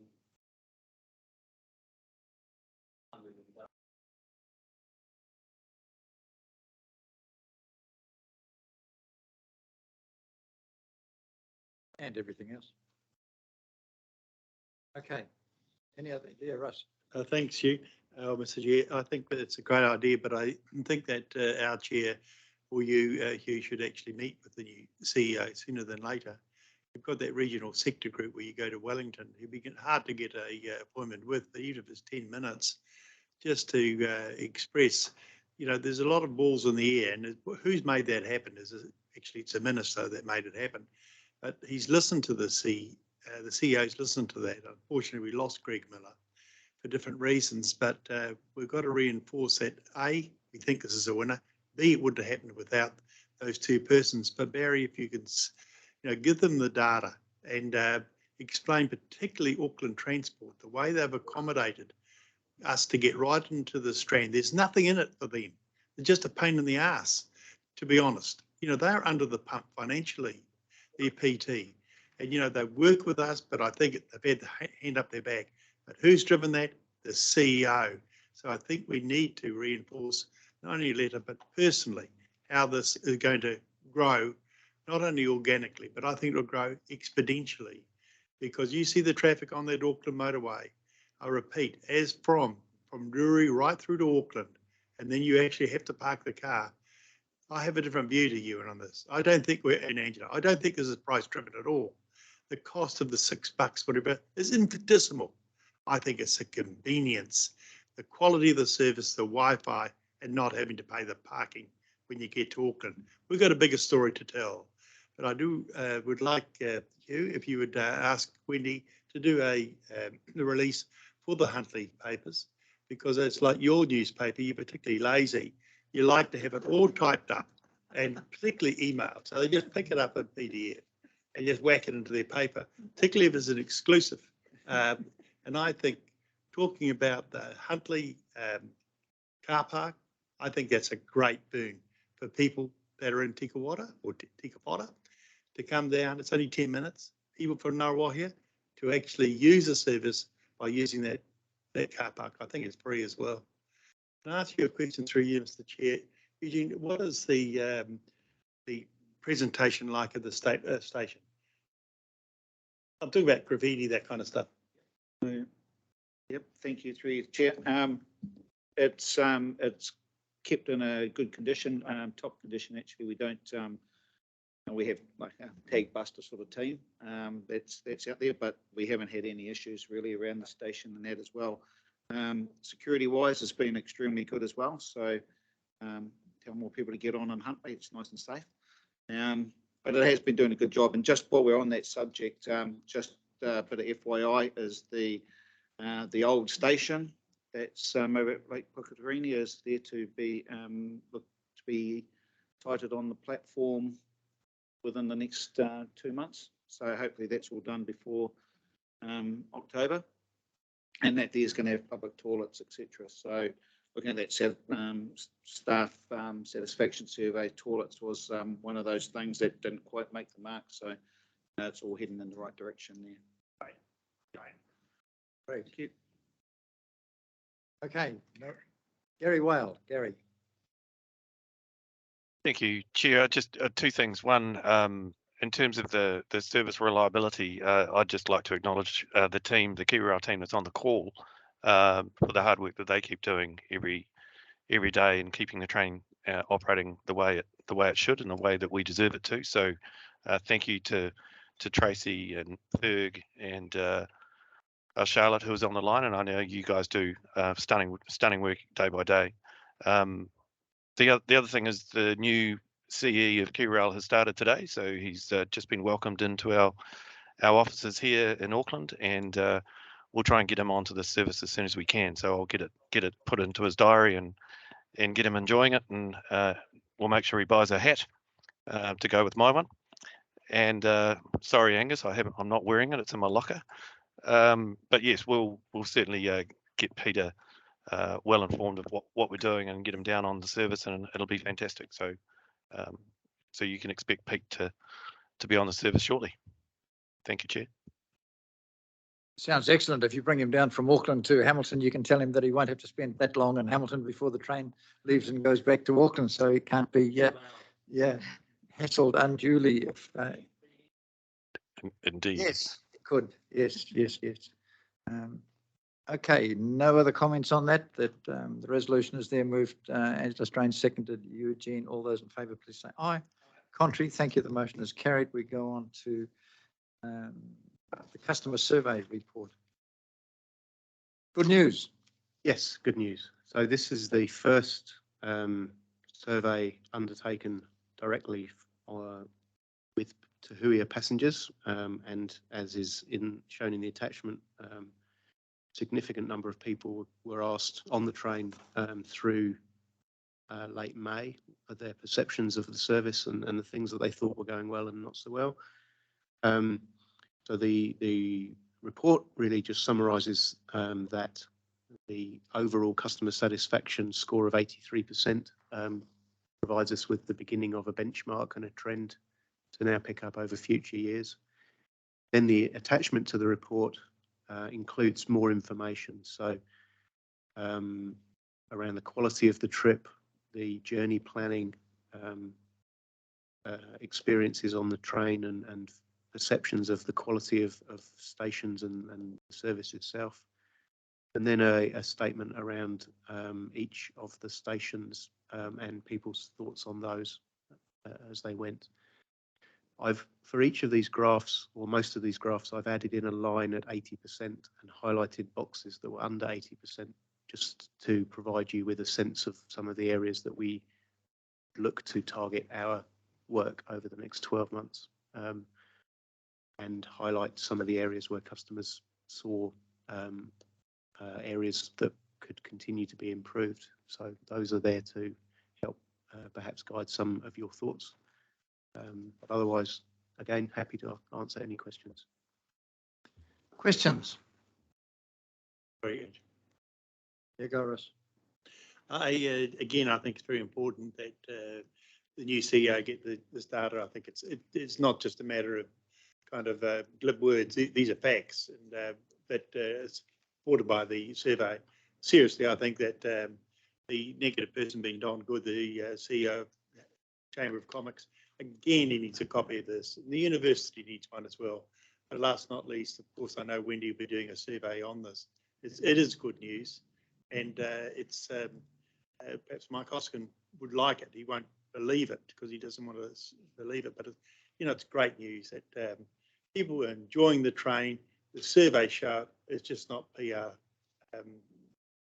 BS. Angela.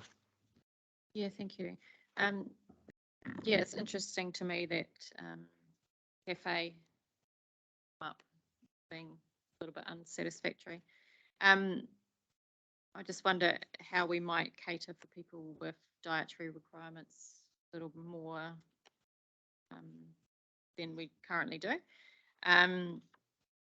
Yeah, most of the food on offer doesn't suit people with any sort of dietary requirements. So I'm wondering if we could maybe have some action points around that.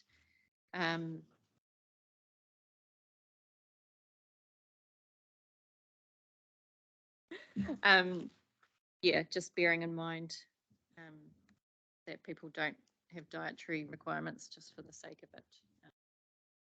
Most of them are health related.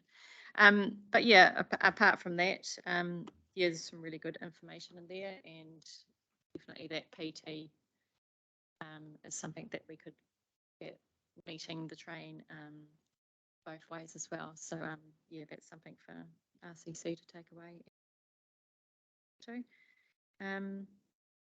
But yeah, thanks for running the survey. And are we targeting, we've targeted current passengers. How are we looking to target those people who yet travelled on to Huia? That's a good question. Back at the very beginning of our meeting today, one of the paragraphs in our first report was about the request you had for staff at the June meeting around getting a full sense of the elements required to give us the ability to do our demand forecasting work in its widest possible way.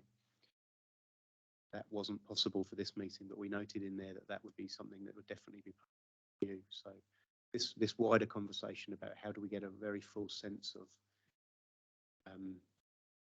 quality of the journey for people that are using it, but then also how do we get a real plan for attracting people to the service who haven't yet tried it, are both parts of the jigsaw for the next iteration of this service, view of the business plan and all those things. So definitely part of our marketing thinking, but also getting feedback on that to be part of understanding what people services.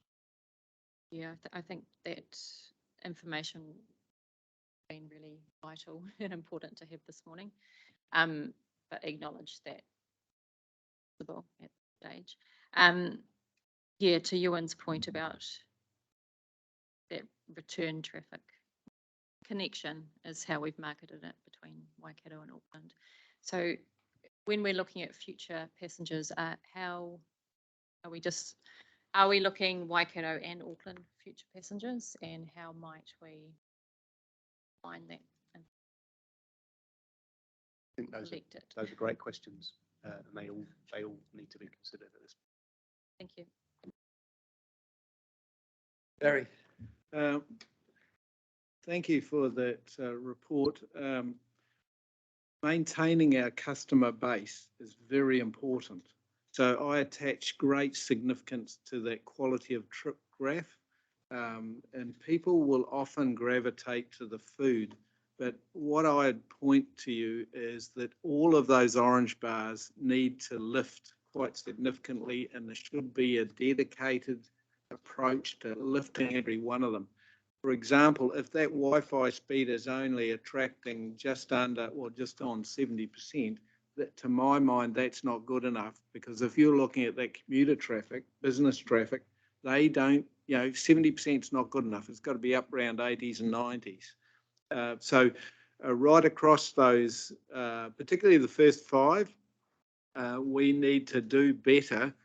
That will mean we get repeat customers, and they will tell others, if it's sitting down where it is, they're not going to be, they'll say, oh, it's good service, it's got some shortcomings. So we need to really put a lot of emphasis on that quality of trip. And they are not hard things typically. They don't cost a lot of money to do. It just requires a lot of thinking and how you approach things. And there's a little bit of dollars, but often not much. So I'd say let's pay significant attention, and I would even ask the committee if it would make a mention on that in its resolution, that attention be paid to the quality of trip under that those categories under 2 there. Thank you. Thank you, Don Turner. Kia ora. Just a couple of partai and around the communications, and the question being how might we be able to support the team and its strategy moving forward to increase patronage. That's one. And I suppose just to Councillor Patterson, the idea of local community boards, and if they had any thoughts on how they may be able to contribute to a communications and local strategy to feed into our team here, and what might that process be if we're looking strategically to have numbers moving forward, etc. So just a couple of points there around marketing and comms. and how might we be able to support that in the makeup of our different areas that we sit in to the team. Kia ora. Eugene, do you want to comment? Yeah, thank you, Chair. Yeah, good points, Don. Susie, when she was here at WRC, she was working quite, she was attending a few Huntley Community Board meetings and really working hard at promoting that there. So I can follow up and see where, if that's still continuing and how we can continue it. So. Kia ora. As well as Taupiri and Ngārawa here as well. Yeah, yeah. And because I just mentioned through the chair that there are a lot of these growth cells in these different smaller communities, and if we can connect in a meaningful way, then that may help our strategy moving forward as a Te Huia strategy. Kia ora. Thank you, Don. I've got a comment from Mark. Kia ora, Don. Thank you for that. Thank you for that. With the work that Phil and Trudy have mentioned in relation to the forward marketing plan for this, if it's one thing that it would be interesting to get a little bit of feedback from the committee is going forward, the level of comfort in having and utilising committees members, and obviously outside of election cycles and things like that, but utilising the social media presence of committee members as, in terms of promotions. I know we have the opportunity to provide kind of bite-sized chunks that can form part of the, that can easily be put into a social media setting. And if the committee's comfortable with that, that might be something that we can consider as part of the overall marketing work for the year ahead. Wendy, who's running now that you're overworked and haven't got time for this, and Susie ain't doing it? So who's running our promotion? And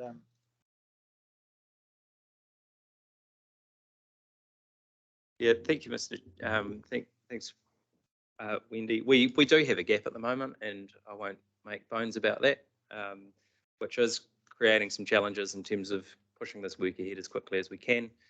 But I can assure the committee that we're currently in the process of replacing, making a replacement appointment. And of course, we have the team who have been involved all the way along supporting that. So that's why you'll see some of probably the majority of focus on customer communications and maintaining that kind of thing, and probably less on the bigger picture proactive marketing work.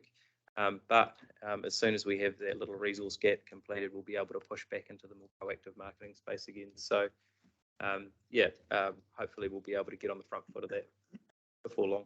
And that's why you're recommending that committee members go and front these adverts, because you've got no staff to actually do it.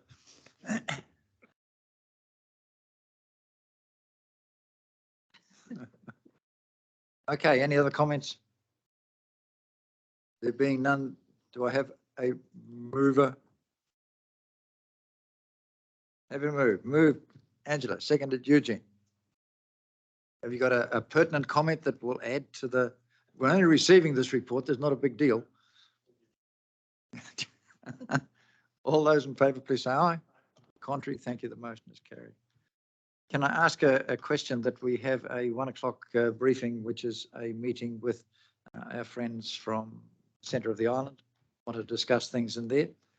That's happening at 1 o'clock. Could that happen by virtual, as opposed to, do we have to stay here for an hour and a half?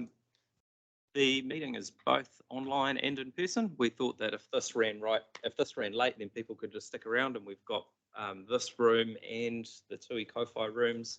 But if people want to leave and join remotely, they're more than welcome to do that.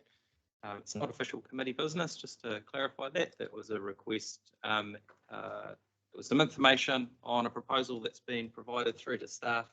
And we thought it was something that members of this committee in particular would be interested in. But it's not formal committee business, and it can be joined online as easily as in the room. Thank you very much. Is lunch been ordered? Yes or no? Yes. Is lunch of the same quality that we had last time, in which case I wouldn't wait for it? I cannot comment.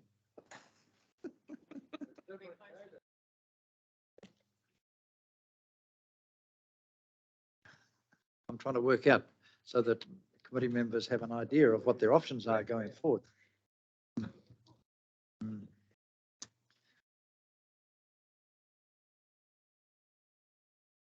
All right, I will go to Russ for a comment. I just finally, I just want to say thanks, Hugh, and to members of this committee. I mean, it's been a robust right throughout and good quality discussions, and that's, I think, why we've got the results we have, because, you know, it's really, some of the organisations have been, we've changed the personnel, and it's a matter of getting those persons up to speed. But when we're trying to draw quite a few different entities together, it's no mean task, and you've done so well on that, Hugh, and members of this committee as well. And so staff, Waikato Regional Council, top marks. Kiwi Rail, you've been absolutely bricks behind bricks and make this thing happen. MOT too, you've been cooperative. Waka Kotahi, and also out of Kiwi Rail, David Shepherd is beyond the call and duty. I will find that Dave McPherson, that type of debate's healthy, because with good healthy debate, you get good outcomes. And Hamilton City Council, I think the relationship between us, when you pay 90% of it as well, I think it's been fantastic. The results are there. This will be a great success. And it's already proved to be so. And I don't think it's actually going to be on half price fares. I think it's going to stand on its own merits. And as we kind of fine tune the dining car and schedules, et cetera, I think it can only go one way, and that's upward. Well done, Hugh. Thank you. Thank you, Russ. And again, this is the last meeting of this triennium. It has been an interesting journey. It was a journey that I thought will never ever succeed, because it ain't going to get rail up there, but it has. And people have come on board. And as Russ said, David Shepherd was one of the key drivers that came on supporting this and saying, how can we make it happen? And all the other players also supported it into there. So it has been a successful outcome to this, and I see it growing from strength to strength. So to everybody involved, I thank you for your involvement and your participation. With that, I declare the meeting closed, and thank you for your time over the 3 years and your attendance here today. Lunch is ready for those that, no, it's not ready. It's not ready. It's When- coming. It's coming. When's it going to come? 12 o'clock. If you want to stay around for half an hour and look at the lunch and decide whether you want to stay, that's up to you. Otherwise, the meeting is closed. Thank you for your attendance. Kia ora.